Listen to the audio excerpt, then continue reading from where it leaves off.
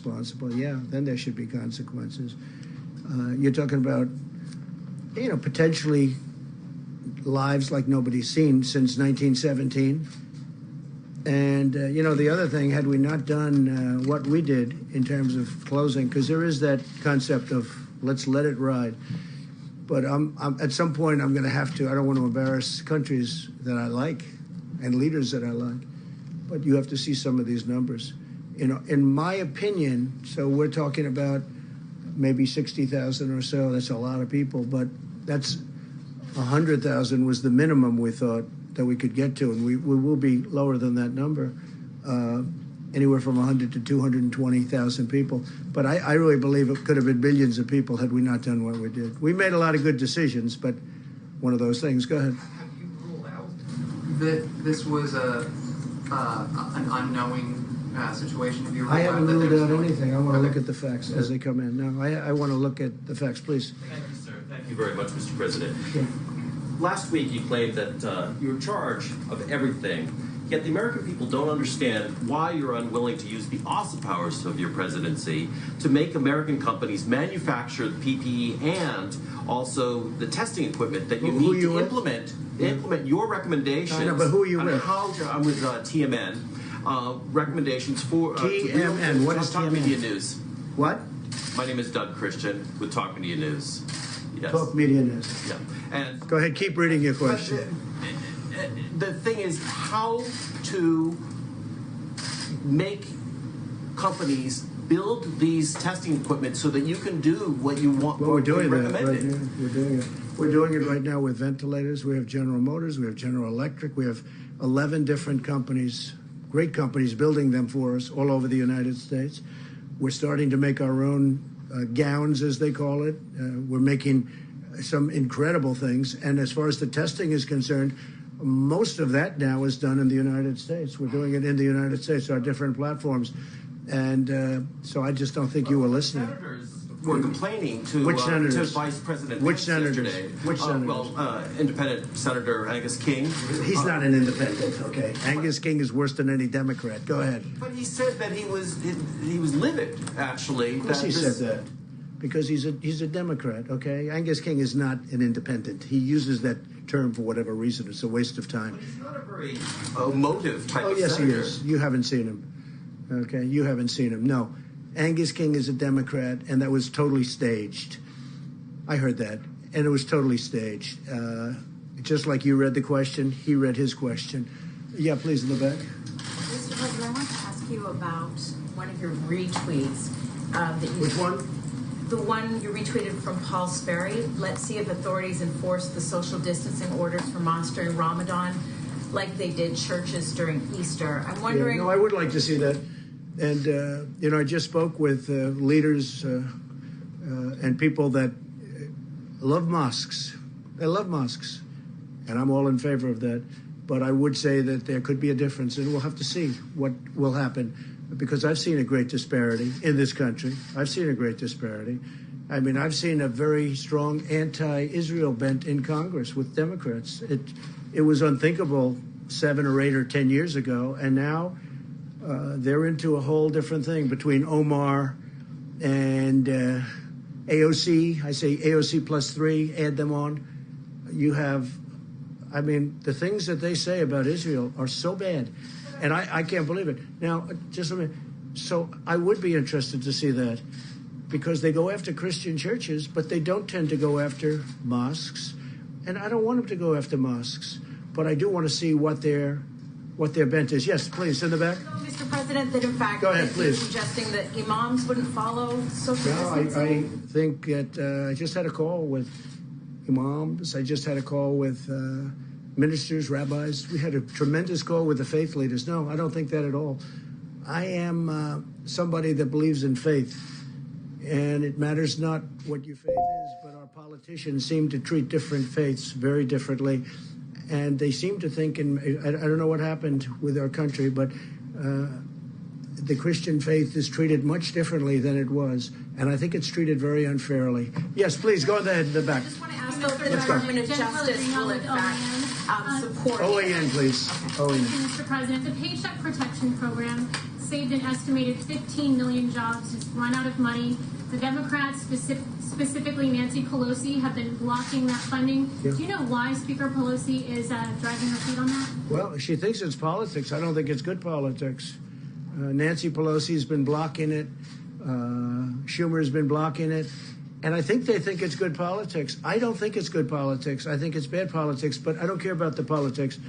It's so great for our country because we're going to have all of these companies that are, it's a bigger employer. Let's say it's the same, but essentially it's the same power, all of these small businesses added together as the big companies. It's about 50-50. And it's so important. And they will be scattered if we weren't able to do what we're doing. And essentially, we're giving these small businesses that won't make it, they can't because they're closed. We're giving them money to take care of their employees so when we open, they can get back into business. It's been a very popular plan, even with Democrats. I think it basically passed unanimously twice, the first section, which is $350 billion. So we're trying to get 250. Nancy Pelosi is blocking it. She sits in her house in San Francisco, overlooking the ocean, and she doesn't want to come back. She doesn't want to come back. She doesn't want to come back to D.C. She's got to get back and get this thing approved. It's very important. Please, go ahead. Dr. Birx, if I may, you again praised the American people for doing their bit over the past few weeks. But what goes through your mind when you see photographs of the crowded beaches in Florida? Is that a concern for when we start seeing some of these restrictions being lifted? Well, as I described, we go metro by metro, county by county, and so I'd have to link that with a specific county and look at their case rates. I believe the governor and the public health system that Florida has, they have some of the best county public health individuals I have ever had to deal with. They are amazing because I had to work with them under HIV/AIDS. So if the county health directors believe that that's appropriate for their county, then I'm not going to second judge an individual's approach to this because I can't see into every single county and load the low rates. I can just see there's no cases. So I don't know if that's a county with very small cases or not, but I think their county health official would know. And many of the counties, as you know, are really free of this horrible enemy. So we're opening up. You'll be seeing a lot of this country start to open up fairly quickly. Yes, please. Thank you, Mr. President. You mentioned the importance of social distancing, but for example, Stephen Moore, someone you appointed to your Open the Country task force, is organizing a protest in Wisconsin, but aren't they in a sense protesting your very own guidelines? Well, we have a flexibility. I didn't see what Stephen said. I can tell you he's a very good economist. He's been calling shots right. He said we need to be the Rosa Parks of government injustices. Well, there is a lot of injustice. When you look at Virginia, where they want to take your guns away, they want to violate your Second Amendment. When you look at, look, I'm getting along very nicely with the governor of Michigan, but she has things, don't buy paint, don't buy roses, she's got all these crazy things. I really believe somebody sitting in their boat in a lake should be okay. They shouldn't arrest people. Some of them are being unreasonable. I really believe that. They're being unreasonable. But I think Virginia's a great case, though, because they're using this. They're trying to take your guns away in Virginia. And if people in Virginia aren't careful, that's what's going to happen to them. So, yeah, I could see where he's coming from. I think it's a strong statement because hopefully this will be over very soon for all of us. But some have gotten carried away. They have absolutely gotten carried away. Some of these protesters are protesting your social distancing guidelines? I don't know. I notice there are a lot of protests out there.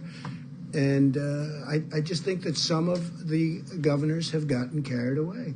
We have a lot of people that don't have to be told to do what they're doing. They've been really doing everything we've asked them. We have a few states where, frankly, I spoke to the governors, and I could have gotten them to do, if I wanted to do what would have been perhaps politically correct.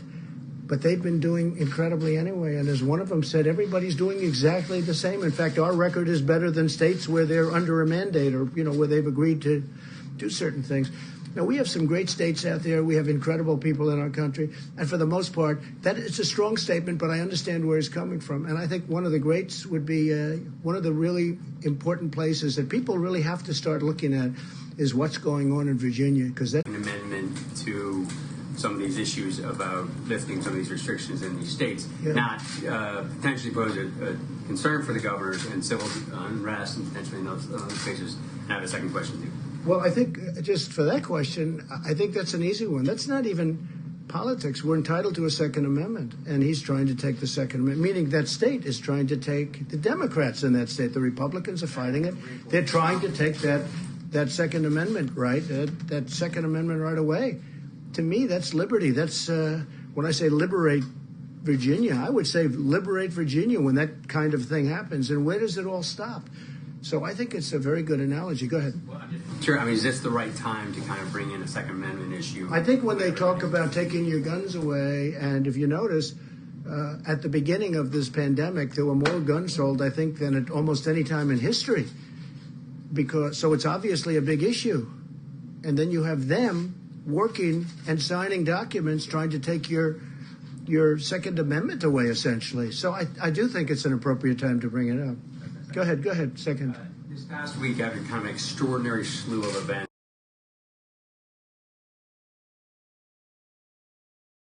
us virtually no medical and ventilators. He left us, the cupboard was dry, right? The cupboard was dry. No, I think right now you'd be at war, essentially, in some form. Be over, it would be raging with North Korea if I weren't president. And we're doing just fine with North Korea, just fine. Let's see how it all ends up. You know, in the meantime, they said, oh, Trump's given up. And then they said, oh, really, what's he giving up? And they said, I don't know. Then they said, he met. Oh, I met. No, I have a good relationship with Kim Jong-un. That's not a bad thing to have a good relationship. Obama wanted a relationship. He wouldn't meet with Obama. Wouldn't meet with him. Okay, have a good relationship with him. We met at the line. I stepped over the line. The first time anything like that's ever. It's all good. It's good. But when they say, the stupid people, I call them stupid people, or the haters, they say, Trump's given up so much. Really? I've actually increased the sanctions. China's been very good on the border. In fact, right now, the border is stone cold closed between China and North Korea. Our relationship with China was good until they did this. Once we found out about this, look, we just made a trade deal with China. China's going to have to buy $250 billion a year in our product, $50 billion from the farmers, $40 to $50 billion from the farmers. The relationship was good when we were signing that, but then all of a sudden you hear about this. So it's a big difference. You know, the question was asked, would you be angry at China? Well, the answer might very well be a very resounding yes, but it depends. Was it a mistake that got out of control, or was it done deliberately? Okay, it's a big difference between those two. In either event, they should have let us go in. You know, we asked to go in very early, and they didn't want us in. I think they were embarrassed. I think they knew it was something bad, and I think they were embarrassed. But, you know, no, I think we're doing very well. So you said Russia, you said China, you said North Korea, Iran. When I came in, Iran was a terror. We had 82 points of fighting. We had 18 points of major confliction. The first week, I said, tell me about Iran. Sir, we have 18 points of confliction, meaning Yemen, Syria, all Iraq. They're going into Iraq all over the place. They're a much different nation right now. I stopped that horrible deal, and they want to talk, except that Kerry violated the Logan Act. He made the deal, and he doesn't want them to make a deal because I would have made a deal, in my opinion, except that John Kerry, who made the deal originally, which was a stupid deal to make, gave him $150 billion, gave him $1.8 billion in cash, in green. That would be more than this room 10 times with $100 bills. That you could fill up this room 10 times with $100 bills, and it's not that small a room. And I say he violated the Logan Act. I think it was a major violation. I think we would have had a deal if it wasn't for John Kerry. But he doesn't want to be, number one, embarrassed. Number two, he said, let's wait till after the election. Maybe Sleepy Joe Biden's going to win. And if Sleepy Joe Biden wins, you'll own the United States. And China will own the United States. China's paid us, you know, from the Wall Street Journal, hundreds of billions of dollars. Is that right? Tariffs. And we gave a lot of that money, a small percentage, but a lot of money to the farmers. And it kept the farmers going great. Right? But hundreds, we're getting tens of billions of dollars in tariffs. And by the way, for those of you that say, oh, we're paying, China devalued their currency in order to pay these. We didn't pay. China paid. They don't like to write that. They also added money into their system. So they paid for that. No, I think you have numerous countries waiting to see whether or not Sleepy Joe wins, because if Sleepy Joe won, they own our country. They will take our country. You know, we had, go back 2 months, we had by far, and China was supposed to catch us. You know better than anybody, Wall Street Journal. For years I've heard, by 2019, China will catch us. There's only one problem. Trump got elected in 2016. That was a big difference. And we were going leaps and bounds above China. And before the problem with the plague, right? China was having the worst year they've had in 67 years. That was before the plague. Now they're getting really hurt, and so is everybody getting hurt. I don't want them to get hurt, but they're all getting hurt. Everybody's getting hurt. It's a horrible thing that's happened. But we had the greatest economy in the world by far. China isn't even close. Go back 2 months. And we're going to keep it that way. But when you mention Iran, Iran is a much different country than it was. When I first came in, Iran was going to take over the entire Middle East. Right now, they just want to survive. They're having protests every week. They're loaded up with the plague, which I don't want. I've offered to help them if they want. If they need ventilators, which they do, I would send them ventilators. We have thousands of excess ventilators coming in. And here, we have a stockpile of ventilators, and we're starting to send them so that hospitals can fill up their stockpile, which they should have. New York had a chance to get 16,000 ventilators, and they chose not to do it, and I understand that. That's a hard decision for a thing that may or may not happen. I fully understand that. I'm not even complaining about that. I'm only saying this. Iran was a terror when I came into office. Right now, they don't want to mess around with us. They don't want to mess around with us. Two things. North Korea, same sanctions we've always had, except more. We haven't given anything. I think you'll hopefully take that back to the Wall Street Journal because they really don't understand it. They really don't. And with Iran, I mean, that's a different country right now. And they want to make a deal. The only reason they don't, they're being shamed in because the guy that gave them the sweetheart didn't want to met with him many times. He should have never met with him. And in my opinion, he's telling him, don't wait. Maybe Trump will lose, and then you can negotiate with a patsy, with a weak guy, and you'll take over between you and Russia. Nobody's been tougher on Putin. He knows it better than anybody. Nobody's been tougher on Putin than me. Look at the sanctions. Look at what I did with their pipeline going into Europe. Nobody even knew about it. I exposed it. Now everybody talks about it. I think it's a terrible thing for Germany to do. But at the same time, I have a very good relationship with Putin, and I was able to make a deal with Russia and Saudi Arabia and OPEC Plus. They call it OPEC Plus. That's going to save us, Texas, North Dakota, Oklahoma, other states, energy states, going to save us hundreds of thousands of jobs. And in fact, your paper wrote an incredible editorial for a change that Trump made a great deal for our country. That was a nice thing. I was shocked to see it coming out of the Wall Street Journal. Thank you all very much. We'll see you tomorrow. Thank you. Thank you very much. How many asymptomatic people